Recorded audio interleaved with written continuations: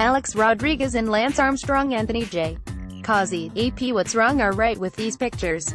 1. Again last week, as it surfaced on the losing side of a federal fraud case, the name Lance Armstrong still inspires widespread public and media condemnation. He warrants no forgiveness as an athlete who reached the top of his sport both in fame and fortune because he was a drug cheat who lied about it over and over, until he could lie no more. And he remains past tense, cooked. Goodbye, good riddance.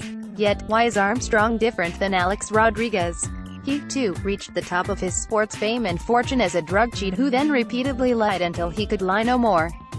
Regardless, Rodriguez is now so much in demand that he serves two national networks, ESPN and Fox, as their highly paid and promoted lead-on-air baseball analyst. And the Yankees, who didn't want to pay him the millions they owed him, in 2014 they wanted him out and forever gone as a suspended disgrace to his pinstripes, then brought him back to help sell tickets in his last 2 seasons. They now engage him as a spring training instructor. 2. Last week, with the Yankees rained out, aired Game 6 of the 1977 World Series, Dodgers at Yanks, the 3-homers Reggie Jackson game that ended the series on October 18, which now is about when the AL&NL Championship Series begin. The game's ABC telecast had Howard Cosell and Tom Seaver in the booth.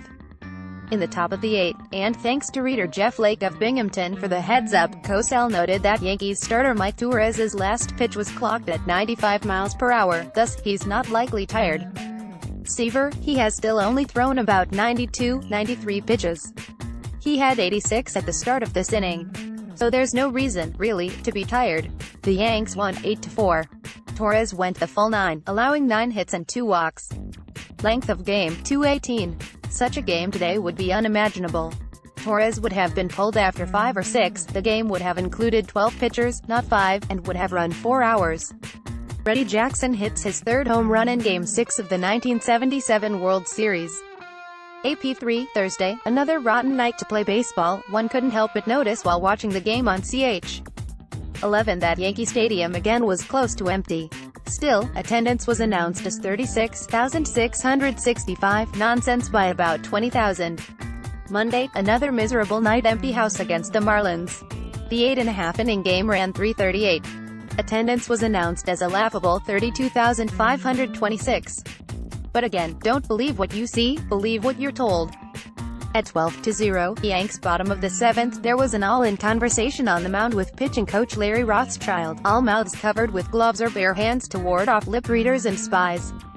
4. The TV fad that places a distracting, annoying, wildly misleading and totally irrelevant strike zone box over live pitching is here, there, everywhere, as if we couldn't have become or remained baseball fans without an artificial rectangle atop every live pitch.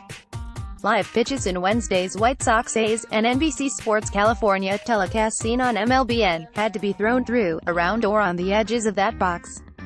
Make-believe has taken over. Sometimes you're better off dropping it. Jacob deGrom. Bill Castrun. As often as we are told the half-completed sentence that the game has changed, used to explain how winning fundamentals have become optional. Smart baseball really hasn't changed, the managers and players have. During Monday's Nationals-Mets, SNY's Ron Darling could neither ignore nor excuse the inexcusable. With the man on first and 1 out, Mets starter Jacob deGrom hit an infield pop-up but didn't bother to run to first. Interesting, there, that Jake wasn't running. Darling said, "You've got to run that out or they'll turn 2 on ya." Darling could have gone deeper. It was surprising no Nats infielder, nor pitcher Jeremy Hellickson nor catcher Pedro Severino hollered to let the ball drop, starting an easy double play. But I suspect that's also evidence of fundamental failure. A group statement last week issued by the NFL, MLB, NHL and NBA players' unions demanded a say on any proposed league-run betting enterprises, as such gambling could alter players' privacy and publicity rights, the integrity of our games and the volatility of our business. That was followed with, "We cannot allow those who have lobbied the hardest for sports gambling to be the only ones controlling how it would be ushered into our businesses. The athletes must also have a seat at the table to ensure that players' rights and the integrity of our games are protected." Noble, altruistic, cautious sentiments. Decoded it reads, "What's our cut? Knicks don't have NYU-type stability." James Dolan. New NYU coach Dagan Nelson, replacing Joe Nessie, who has retired after 30 years, is just the 14th coach since the school began its basketball program in 1906. Thus, over 111 years, NYU had just 13 coaches. Since 1995, the dawn of the Jim Dolan era, the Knicks have had 14. Ed Randall's Talking Baseball, Sunday mornings on WFAN, continues to feature the different and often surprising. Last week, he chatted with 91-year-old Brooklyn Dodgers pitching favorite, Oisk, a.k.a. Carl Erskine, and Jackie Robinson's daughter, Sharon. Sunday morning, between 9 to 10, David Wells is scheduled.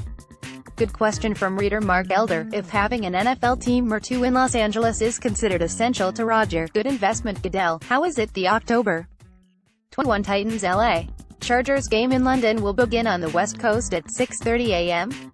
There are homers and then there are homers. Devils TV analyst Ken Danico is the good kind. While obviously pulling for his only team in his 20-year career, he has earned viewers' trust in objectively assessing penalty calls for and against them. Interesting that Siena fired fifth-season basketball coach Jimmy Patsos for his insufferable conduct, including alleged verbal abuse of team members, after an 8-24 season. Followers of Siena know Patsos's conduct was as disturbing 2 seasons ago, when Siena went 21-13. Penn State's can't-miss running back Saquon Barkley to be drafted by the Giants with the 2nd overall pick. The last can't-miss Penn State RB drafted by a local team with the 2nd overall pick was Blair Thomas, 1990 by the Jets. Thomas was a 4 seasons Jets disappointment, finished in the NFL by 1995. That Steiner collectible superstar Derek Jeter didn't accompany his Marlins to play the Yankees, here last week was explained by reader Vinny Mooney, no appearance fee.